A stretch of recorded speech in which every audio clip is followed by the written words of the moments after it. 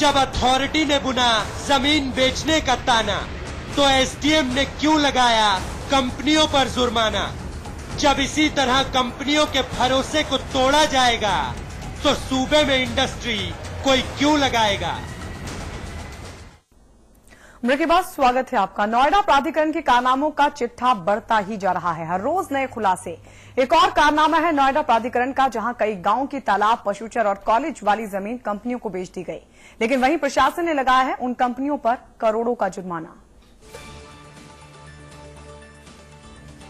नोएडा प्राधिकरण की कारगुजारियां तो दिन दुगनी और रात चौगुनी तरक्की कर रही है। अब तो इसके कारनामों पर केवल किताब नहीं, उपन्यास लिखे जा सकते हैं। आए दिन होने वाले खुलासों से हर कोई हैरान और परेशान है। ताजा मामला नोएडा के सेक्टर 66, 67, 68, 57 और सेक्टर 58 में आने वाले गांव बसीबराउद्दीन नगर, ममूरा, सुल्तानपुर, सलारपुर कला और गड़ी चौखंडी का है। अब चतुर प्राधिकरण की चालाकी तो देखिए।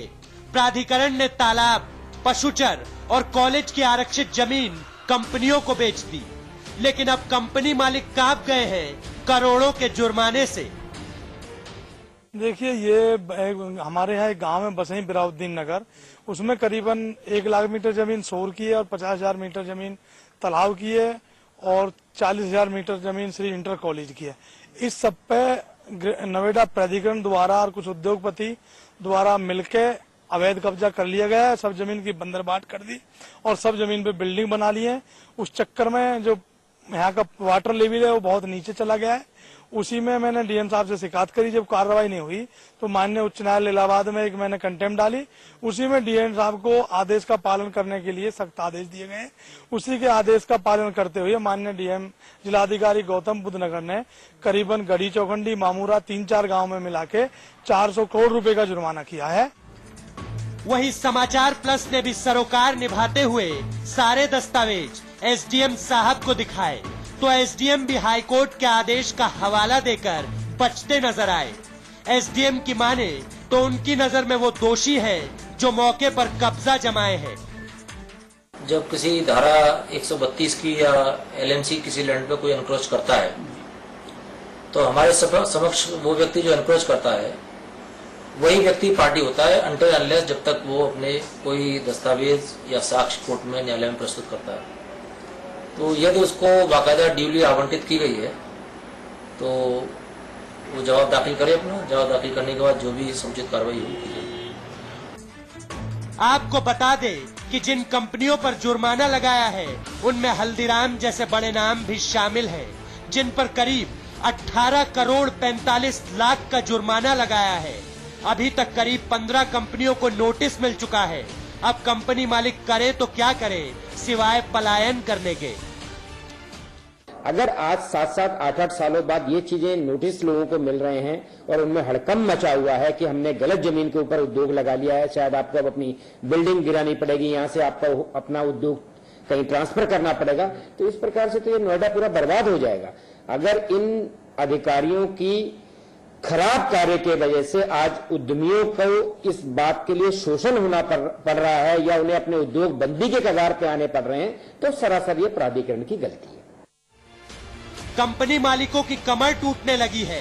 प्राधिकरण को पैसे देकर जमीन खरीदी थी, लेकिन ऐसा हो जाएगा कभी सोचा न था। अब प्राधिकरण के चेयरमैन साहब इनके शब्दों को भी कान में खोल लीजिए।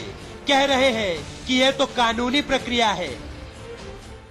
जो भी जुडिशियल रिकोर्स है वो लिया जा रहा है, उसमें कोई प्रशासनिक कदम नहीं है, तो एक कानूनी प्रक्रिया के अंतर्गत किया गया, तो उसका प्राधिकरण भी संज्ञान लेकर के कानूनी प्रक्रिया के अंतर्गत उसमें कदम उठा रहा है। वही बात निकली तो दूर तक गई, लेकिन लौटी तो लापरवाही के लिबास में लिपटी हुई। मुख्य सचिव ने भी भरोसे की खुराक दे दी, कह दिया कि डीएम से बात करेंगे। जैसा आपका कहना है कि नोएडा अथॉरिटी ने उनको लैंड अलॉट करी, ये करी, तो ये एक ऐसा मुद्दा है जिसको फिर दिखाना पड़ेगा कि वास्तविकता क्या है, वस्तुस्थिति क्या है। आज आप मेरी जानकारी में लाए हैं, तो मैं इसको डीएम से भी बोलूंगा और नोएडा अथॉरिटी के सीईओ से भी बोलूंगा कि उसको पूरा देख के मुझको अवगत कराएं कि इसमें क्या हो सकता है, क्योंकि हाँ पब्लिक को असहूलियत थोड़ी होनी चाहिए, पब्लिक की सहूलियत को हमको ध्यान में रखना ही है। किसको खुदा कहे और किसकी खता कहे, सवाल यही है कि बरसों से चल रही कंपनियां अगर बंद हो गई तो सैकड़ों परिवारों की रोजी रोटी पर भी संकट आना तय है। बहरहाल ये सूरत हाल विवादित नोएडा विकास प्राधिकरण का है, जिसके कारनामों की सजा कई उद्योगपतियों को भुगतनी पड़ रही है। ऐसे में सवाल उठता है कि अगर अथॉरिटी के पास अधिकार ही नहीं था तो उसने कैसे ये जमीन बेच दी, और अगर उद्योगपतियों के साथ ऐसे ही धोखा होता रहेगा तो कौन लगाएगा यहाँ उद्योग, और अगर कंपनियां पलायन कर जाती हैं और सैकड़ों परिवारों की रोजी रोटी पर भी संकट आना तय है, जिसके लिए कौन होगा जिम्मेदार। कैमरामैन मदन के साथ सौरभ साहनी, समाचार प्लस। तो पहले से ही विवादित नोएडा अथॉरिटी पर उठ रहे सवाल यादव सिंह के काले कारनामे सामने आने के बाद और भी गंभीर हो गए हैं, और अब एक और मामला। लेकिन सवाल ये है कि क्या प्राधिकरण धोखाधड़ी का अड्डा बन गया है। सवाल ये भी है कि अगर इसी तरह से कंपनियों के साथ छल होगा तो फिर क्यों कोई इंडस्ट्री लगाएगा। तमाम खास मेहमान हमारे साथ लगातार बने हुए हैं। हमारे साथ एक और खास मेहमान जुड़ चुके हैं, भारतीय प्रधान संगठन के प्रदेश उपाध्यक्ष नरेश यादव जी। नरेश यादव जी, आप ही के साथ चर्चा की शुरुआत। ग्रेटर नोएडा प्राधिकरण के जो चेयरमैन है वो पल्ला झाड़ रहे हैं, लेकिन क्या ये जो आरक्षित जमीनें हैं पशुचर की, कॉलेज की, क्या नोएडा प्राधिकरण को अधिकार है इनको बेचने का? नोएडा प्राधिकरण को इनको बेचने का अधिकार बिल्कुल नहीं है। कानून में ऐसा कोई राइट नहीं दिया गया है। ये जमीन है, रिजर्व जमीन है, लैंड है ग्राम पंचायत और ग्राम सभा की। इन जमीनों का अर्जन भी नहीं हो सकता, लेकिन अपने निजी स्वार्थ के चलते जो प्राधिकरण के अफसर हैं या जिला प्रशासन के अफसर हैं, उनकी भारी चूक और लापरवाही है। तो इससे जो हमारे यहाँ इंडस्ट्री लगाने वाले लोग हैं, नोएडा अथॉरिटी में रेवेन्यू देने वाले लोग हैं, उनके साथ ये बड़ा धोखा प्रशासन और अथॉरिटी द्वारा मिलकर किया जाता है, जो बहुत ही नाजायज है। जी मोहसिन रजा साहब, क्या ये जो प्राधिकरण है वो अब धोखाधड़ी का अड्डा बन गया है? ऑब्वियसली जाहिर सी बात है। आप देखिए, इतने दिन से जो भी एक हम देख रहे हैं, चाहे टीवी चैनल हो, अखबार उठा रहे हैं, सुबह से शाम तक सिर्फ एक ही न्यूज है, और वो सारी के सारी वहीं के घोटाले की न्यूज चल रही है, और उसी पर हम बैठे हैं चर्चा करने के लिए। आप ये देखिए कि इतना जबरदस्त घोटाला हुआ, जैसा कि यादव जी भी कह रहे हैं, हम उनकी बात से सहमत हैं कि जो चीजें आपके अधिकार में नहीं है, आपने उसको अपने अधिकार में लेकर उल्टा सीधा काम किया है, और उसका खामियाजा भुगत रहे हैं जेन्युइन लोग। और उसके साथ साथ ऐसे ऑफिसर्स जिनके पास हजारों करोड़ रुपए का एसेट्स मिल रहा है, पैसा कौड़ी उनके पास बरामद हो रहा है। आखिर कब तक ये सब चीजों को नजरअंदाज करेगी सरकार? उनको देखना चाहिए, समझना चाहिए। माजी में भी सरकार उनकी रही है, बीच में थोड़े समय के लिए कुछ और सरकार रही, फिर आपकी सरकार आ गई, और ये सारे ऑफिसर्स एक दिन में नहीं इतने बड़े रईस बन गए। इन्होंने कहां किसको अपने साथ शामिल किया है, वो सारी चीजों की जांच, और इतनी देर लगती है यहां पर किसी भी चीज में एफआईआर होने में, या जांच के लिए कह दिया जाएगा, लेकिन कार्रवाई फौरन नहीं होती है। बहुत दिन के बाद जब मीडिया ने इस प्रकरण को उठाया है, तब जाके अब ये तय हुआ कि साहब इनको सस्पेंड किया जाता है। जी अरुण प्रकाश जी, पहले तो नोएडा प्राधिकरण के साथ वैसे विवाद जुड़े हुए हैं, बायर्स के साथ, बिल्डर के साथ मिलीभगत करके बायर्स को ठगने का भी आरोप है, तमाम तरह के आरोप हैं, और अब एक नया केस जब अपने अधिकार क्षेत्र से बाहर नोएडा प्राधिकरण ने कदम उठाया है और धोखाधड़ी की है। सवाल ये है कि क्या जो नोएडा प्राधिकरण है वो धोखाधड़ी का अड्डा बन गया है? सवाल ये भी है कि अगर इसी तरह से छल होगा तो फिर क्यों कोई इंडस्ट्री लगाएगा? गायत्री जी, देखिए, ये जो इंडस्ट्री लगा रहे हैं उनको भी ज्ञान रहता है कि हम कौन सी जमीन ले रहे हैं। जी दूसरी बात, जब ग्राम सभा की जमीन कहीं अधिग्रहण होती है तो उसके सारे अधिकार उस अथॉरिटी को हो जाते हैं, चाहे वो जीडीए हो, एनडीए हो, केडीए हो, एलडीए हो, कोई भी अधिकार कहते अथॉरिटी हो, वो सारी चीजें उसमें समाहित हो जाती हैं। वो अलॉटमेंट का राइट हो जाता है उनको, और उस अलॉटमेंट के जो कहते हैं उनके राइट हो जाते हैं, उसके तहत वो जमीन हो जाती है। लेकिन यहां एक डबल गलती मैं आपके फुटेज में देख रहा हूं। ये एकदम वैलिडिटी हो जाएगी और उसको हाईकोर्ट और सुप्रीम कोर्ट भी क्वेश्चन करने में प्रॉब्लम आएगी, क्योंकि जब एक तरफ एसडीएम साहब 18 करोड़ रुपए का, मैंने देखा कि हल्दीराम को कहता है 1 लाख स्क्वायर मीटर जमीन है, और 1 लाख स्क्वायर मीटर की क्या रेट है इस समय कहता है वहां पे नोएडा में, कहता जो बाजार मूल्य क्या है, और कहता वहां के एनडीए का क्या रेट है, दोनों में फर्क होगा। तो अगर 18 करोड़ रुपया उनसे जुर्माना वो जमा भी कर देते हैं तो निश्चित रूप से उनकी जमीन तो वैलिड हो जाएगी। तो इस प्रकार से ये मैं दोनों तरफ देख रहा हूं कि डिस्ट्रिक्ट एडमिनिस्ट्रेशन और डेवलपमेंट अथॉरिटी दोनों मिली भगत कर करके एक ऐसा साजिश रच रही है। और आपको तो मालूम होना चाहिए और मालूम होगा भी, मैं जानता हूं कि डेवलपमेंट अथॉरिटी के तो चपरासी से लेकर के क्लर्क से लेके अधिकारी को तो छोड़ दीजिए, चपरासी जो वहां क्लास 4 तो क्लास 3 में है, उनके पास 20-20 प्लाट 40-40 प्लाट उनके पास है, वो धंधे कर रहे हैं। और कहता मोटे मोटे कहता 10 हाथों में कहता उनके सोने के हीरे के जवाहरात की अंगूठियां हैं। तो ये तो एकदम सामने दिखाई पड़ता है किस तरीके से डेवलपमेंट। ठीक है अरुण प्रकाश जी, एक नई चीज निकलकर सामने आई है। आपके पास फिर लौटेंगे अरुण प्रकाश जी, आपके पास फिर लौटेंगे। वकार साहब, क्या नोएडा प्राधिकरण धोखाधड़ी का अड्डा बन गया है? और सवाल जो अब खुद अरुण जी ने भी उठाया है, उन्होंने कहा है कि एक डबल गेम चल रहा है, एक डबल खेल चल रहा है, इधर से भी पैसा उधर से भी पैसा। नहीं, देखिए जिस तरफ इशारा अरुण प्रकाश जी ने किया है, इस तरह से हर आदमी को हक है गलत चीजों पर उंगली उठाने का, या अगर कुछ समझ में आ रहा है तो आदमी अपनी बात रख सकता है। मैं ये समझता हूं, देखिए गुनाहगार जब पकड़ा जाए उसके खिलाफ तभी कार्रवाई हो जाना चाहिए और होना लाजमी भी है। और मैं समझता हूं कि अगर पीछे गुनाह होता चला आ रहा है और देखिए गुनाहगार जब पकड़ा जाए उसके खिलाफ तभी कार्रवाई हो जाना चाहिए और होना लाजमी भी है। और मैं समझता हूं कि अगर पीछे गुनाह होता चला आ रहा है और हमारी सरकार में सामने आया है तो उसमें सजा मिलना चाहिए। अगर किसी ने अभी शुरू किया है तो 2 साल बाद पकड़ा जा रहा है तब उसको सजा मिलना चाहिए। मैं समझता हूं कि इससे जो अवाम है, हमारी उत्तर प्रदेश की अवाम है, इनके साथ कोई धोखाधड़ी अगर कर रहा है तो उसको चाहे सरकार हो, अदालत हो या कोई विभाग हो, अगर सजा दे रहे हैं तो इसमें मैं समझता हूं कोई बुराई नहीं है। ठीक है, इतना आसान नहीं है। और सवाल ये भी कि आखिर हो क्यों रहा है। अमिताभ जी, क्या नोएडा प्राधिकरण को अगर ये कहा जाए कि धोखाधड़ी का अड्डा है, गलत होगा? नहीं, अब इस पर तो खैर क्या मेरे कहने से ही क्या होगा, वो तो पूरा देश और दुनिया देख ही रहा है वो किसका अड्डा है, उस विषय पर नहीं जाना चाहता मैं। इस मामले के 2 बड़े गंभीर पहलू हैं जिन पर गौर करना चाहिए था हमको। पहला पहलू ये कि नोएडा डेवलपमेंट अथॉरिटी ने एक ऐसी जमीन उद्योगपतियों को दे दी जो जमीन आरक्षित थी सार्वजनिक उपयोग के लिए, ग्राम सभाओं के अधिकार क्षेत्र के लिए। ठीक, इसको समझने की बात है। उसको ना अथॉरिटी बेच सकती, ना मुख्यमंत्री जी बेच सकते, ना चीफ सेक्रेटरी बेच सकता, ना सीईओ बेच सकता, कोई नहीं बेच सकता। ठीक, यादव सिंह भी नहीं बेच सकते जो सब बेच लेते थे। उनसे बड़ा सेल्समैन तो भारत में कोई हुआ नहीं यादव सिंह से।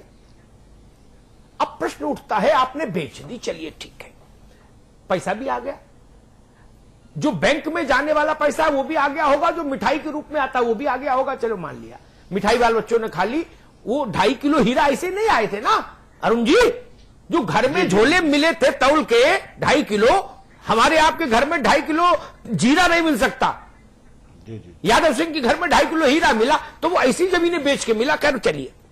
लेकिन उससे भी बड़ा मुश्किल सवाल ये कि 7 साल बाद हुकूमत उत्तर प्रदेश को याद आया, वो भी अदालत के डंडे के बाद, क्या है, क्या बताए भैया, गलत जमीन, बोलो नोटिस दो भाई, जुर्माना लगाओ। आप सो रहे थे। एसडीएम किस लिए होता, और डीएम की बेसिक जिम्मेदारी लैंड रिकॉर्ड की है ना। पहले तो बोलते कलेक्टर थे, राजस्व, अंग्रेजों के जमाने में तो मूल काम ही ये था जी। मूल प्रश्न ये है, नोएडा अथॉरिटी उत्तर प्रदेश सरकार की का विभाग और भूमि का विकास देखने वाले एसडीएम और कलेक्टर उत्तर प्रदेश सरकार के नौकर, सीईओ नोएडा उत्तर प्रदेश सरकार का नौकर। तो ये 7 साल बाद आपको समझ आया क्यों? अगर गलत था तो अलॉट क्यों हुआ, और अलॉट हो ही गया तो फिर इस 15, 20, 25 दिन में ही रिवोक क्यों नहीं हो गया? इसके लिए मालूम है 7 साल क्यों इंतजार किया गया होगा, जो मेरी समझ कहती है। एक हमारे पास प्रधान जी, एक हमारे पास वो आए थे जीडीए के पुराने अधिकारी, रिटायर्ड, उन्होंने मुझे किस्सा बताया। बोले जमीन, आसिम बकार आप भी सुन लीजिए, जमीन पर जब कब्जा हो जाता है हमको तुरंत पता लग जाता है कब्जा हो गया, नपाई होती है पता लग जाता है, नींव खुदती है पता लग जाता है, पहली मंजिल बनती है पता लग जाता है, दूसरी बनती है, तीसरी बनती है, पता रहता है, हर दिन की रिपोर्ट रहती है। लेकिन जब उस पर मॉल बन जाता है पूरा 10 मंजिली, तो हम कहते हैं प्रवर्तन विभाग से कि मेरी जीप निकालो, चलते हैं, अवैध निर्माण कैसे हुआ ताला लगाओ। मैंने कहा यार तो पहले दिन तुम लोग क्यों नहीं जाते हो? बोले अग्निहोत्री जी आपको समझ ही नहीं, पहले दिन जाएंगे 5,000 10,000 20,000 देके विदा कर देगा कि भाई गलत है नहीं बनाएंगे। जब 20 करोड़ लगा देता है तो मैं जाता हूं। तो जितना बड़ा मामला उतनी बड़ी मिठाई। ये सारा खेल वहां से है। इससे सरकार के 2 विभागों के काम करने का तरीका समझ आ गया मुझे। और सबसे बड़ा दुख यह हुआ कि आप अगर नोएडा में, वैसे भी नोएडा इंडस्ट्रियल फ्रेंडली जगह नहीं रही अब। ग्रेटर नोएडा में जाके देखिए, मीलों मील खाली है प्लॉट, और जो फैक्ट्री थी भी वो भी ताला लग गई। जितनी लगी भी है थोड़ी बहुत कंपनी उनको भी आप लोग ये हरकतें करके बंद करा दोगे। 7 साल बाद जब मैंने सब कुछ वहां बना लिया, आपने बिजली दी होगी, आपने पानी दिया होगा, आपने मान्यता दी होगी, सड़क बनाई होगी उस इलाके की हमारे लिए, तब समझ नहीं आया गलत है। आज एसडीएम को ब्रह्म ज्ञान हुआ है। इसलिए मैं कहता हूं ये मिली भगत का नतीजा है। प्रधान जी गलत तो नहीं कह रहा? ठीक है, बिल्कुल ठीक है। अरुण जी, क्या ये एक तरह का इन्वेस्टमेंट है जो किया जाता है अवैध तरीके का? और फिर सवाल ये भी उठता है कि अगर ऐसा अवैध इन्वेस्टमेंट होगा तो फिर दूसरा इन्वेस्टमेंट कैसे आएगा सूबे में? गायत्री जी, 2 चीजें इधर 20 साल में बहुत तेजी से हुई हैं। एक तो दाम बढ़े जमीनों के और दाम बढ़े कमीनों के।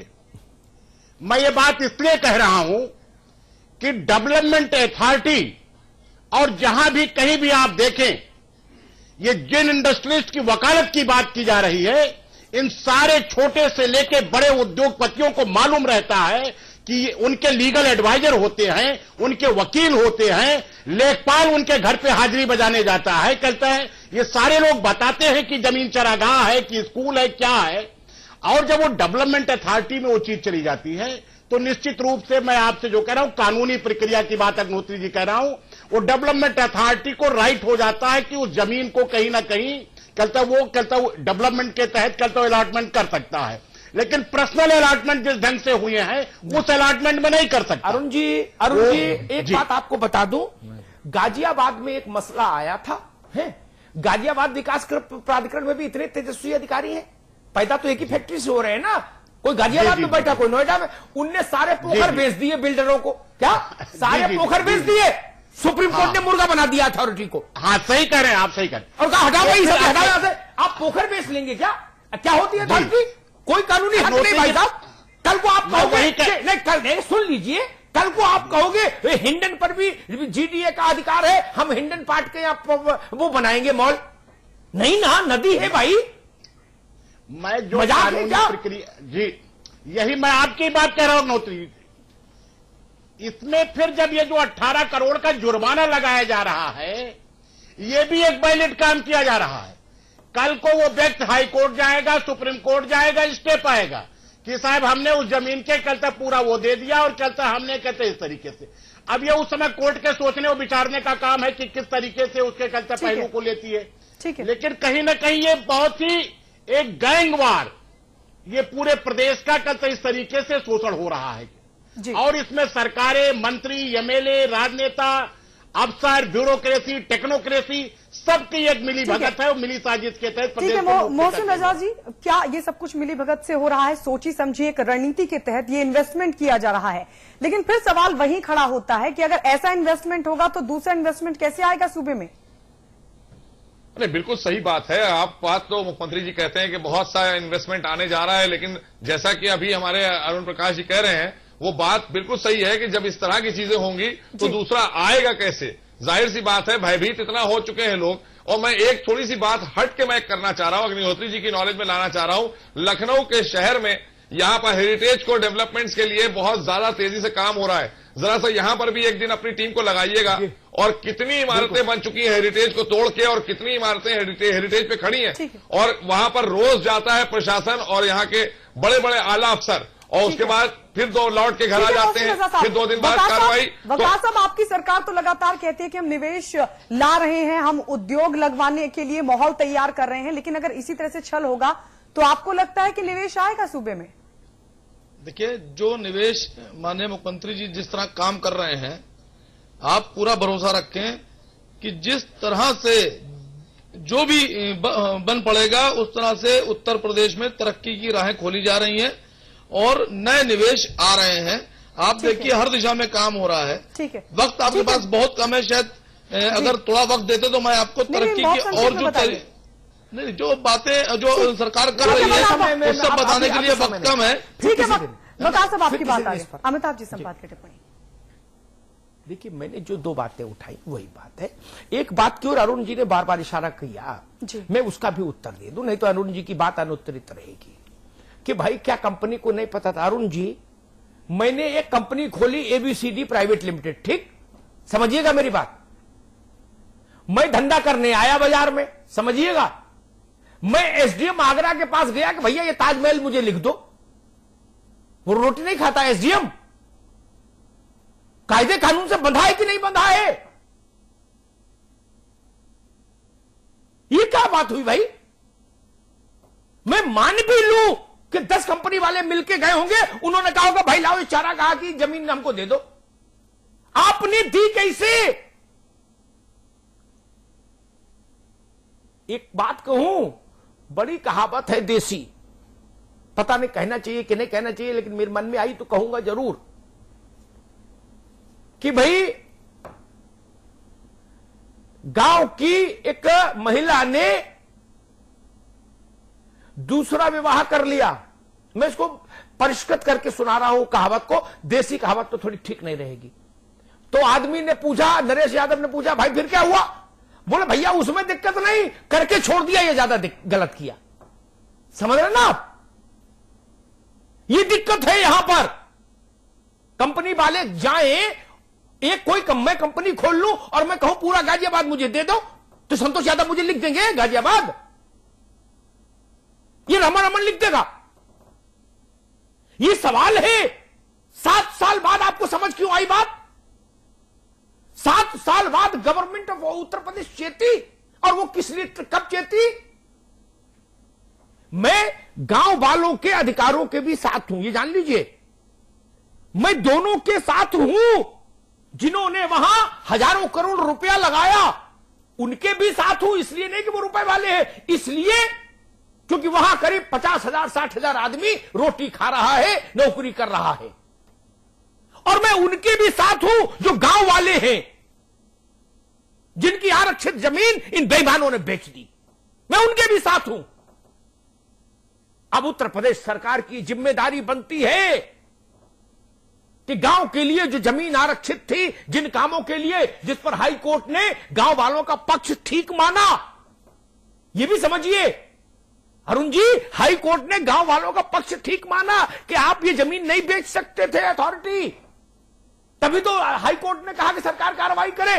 अब सरकार को यह तय करना होगा कि इन गांव वालों के हित की सुरक्षा कैसे हो और उत्तर प्रदेश में इन्वेस्टमेंट का माहौल टूटे नहीं।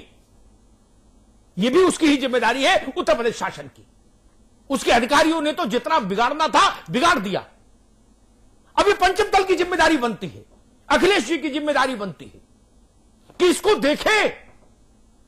हजारों करोड़ रुपए का निवेश है, हजारों हजार करोड़ रुपए का निवेश इस पूरी भूमि में, जिसका विवाद है इन गांवों का। क्या होगा, उसका संदेश क्या जाएगा? उसके बाद सही जमीन भी अलॉट करोगे तो कोई उद्योगपति लेने नहीं आएगा इंडस्ट्री लगाने। वो कहेगा पता नहीं 5 साल बाद ये फिर नोटिस भेज देंगे। ये क्या ड्रामा है भाई?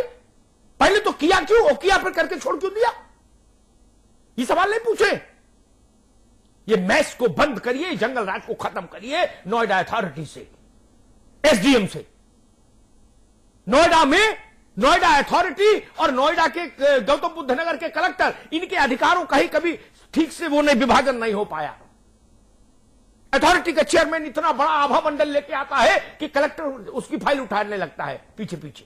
बोले जी सर, राइट सर, क्योंकि नोएडा अथॉरिटी में जो बैठता है वो लक्ष्मी के आसन पर विराजमान होता है, उसका जलजला लखनऊ तक बोलता है, उसका फोन लखनऊ तक बजता है। कलेक्टर क्या करेगा बेचारा? ये समस्या है। इन सब चीजों को सुलझाना होगा ताकि प्रदेश में आपकी बात पर भरोसा करके कोई आदमी आए, मुख्यमंत्री की बात पर भरोसा करके आए कि भाई मेरे यहां लगाओ फैक्ट्री, मेरे यहां लगाओ कंपनी, 40,000, 30,000, 20,000 करोड़ रुपए इन्वेस्ट करो, मैं जिम्मेदारी लेता हूं तुम्हारे हित की, और उसके बाद उसके साथ आप ये सलूक करें, तो फिर आप कर्नाटका नहीं बन सकते, आप महाराष्ट्र नहीं बन सकते, आप गुजरात नहीं बन सकते। ये ध्यान रखिएगा। बहुत बहुत धन्यवाद। बहुत बहुत शुक्रिया आप सभी का हमारे साथ जुड़ने के लिए। वकार साहब आपका बहुत बहुत शुक्रिया, मोहसिन रजा साहब आपका भी बहुत बहुत शुक्रिया, अरुण जी आपका, नरेश जी आपका भी बहुत बहुत शुक्रिया, अमिताभ जी आपका भी बहुत बहुत शुक्रिया। बिग बुलेटिन में फिलहाल इतना ही। आप देखते रहिए समाचार प्लस।